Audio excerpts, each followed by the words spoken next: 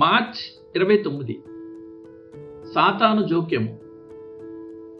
నీ విశ్వాసాన్ని ఎగతాళి చేసేవారిని చేయనివ్వు. పరలోక భాగ్యం ముందు ఈ కొద్దిపాటి అవమానం ఎంత? ఇశ్రాయేలీల మనసు దేవుని వైపు మళ్ళుతోందని ఫరో గమనించినప్పుడు అది తన అధికారానికి ప్రమాదమని గ్రహించాడు.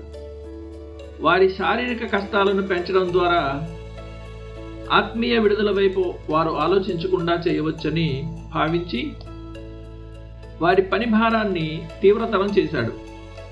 సాతాను కూడా తన బానిసల పట్ల ఇదే తంత్రాన్ని ఉపయోగిస్తాడు. వారు పరలోకం గురించి కానీ నరకం గురించి కానీ ఆలోచించే తీరిక లేకుండా వారిని నిరంతరం ఏదో ఒక పనిలో ముంచుతాడు.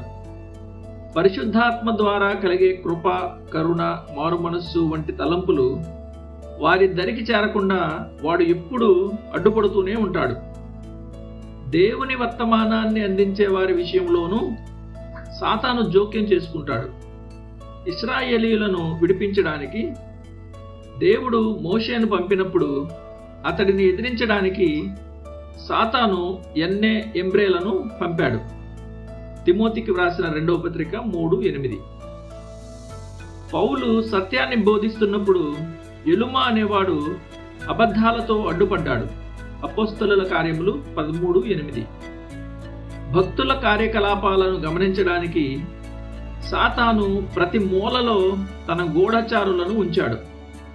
ఒక పాపిని రక్షించడానికి దేవుని బిడ్డలు వెళ్తున్నప్పుడు ఆ మార్గాన్ని అడ్డుకోవడానికి ఈ శక్తులు తీవ్రంగా ప్రయత్నిస్తాయి.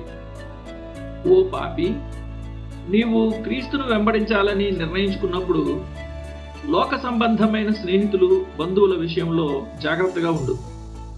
నీ సొంత బిడ్డలే నిన్ను క్రీస్తు వైపు వెళ్లకుండా ఆపాలని చూస్తే వారిని కాదనడానికి సిద్ధపడు. నీ తల్లిదండ్రులే నీకు అడ్డుగా నిలబడితే క్రీస్తును చేరుకోవడానికి వారిని దాటుకుని వెళ్ళడానికైనా వెనుకాడకు. నీ విశ్వాసాన్ని వెక్కిరించే వారిని పట్టించుకోకు.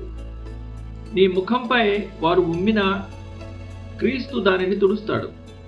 ఇప్పుడు వారు నిన్ను చూసి నవ్వవచ్చు, కానీ విజయం నీదే అని ఇప్పటికే ప్రకటించబడింది.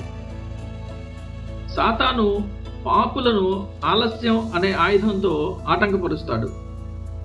మారు మనస్సు పొందాలనే తాత్కాలిక తలంపుల గురించి వాడు భయపడడు. నరకంలో ఉన్న అనేకులు ఒకప్పుడు మారు మనస్సు పొందాలని అనుకున్నవారే అయి ఉండవచ్చు. కానీ సాతాను వారిని ఏదో ఒక అత్యవసర పనిలో ముంచి ఆ నిర్ణయాన్ని వాయిదా వేయించగలిగాడు. నీవు రక్షించబడాలని ఆశిస్తే నీ ప్రాణహితం కోరి సాతాను నుండి, నీ దురాశల నుండి పరుగెత్తు. అపవాది రేపు అంటాడు, కానీ దేవుడు ఈరోజే అంటున్నాడు. నీవు ఎవరి మాట వింటావు?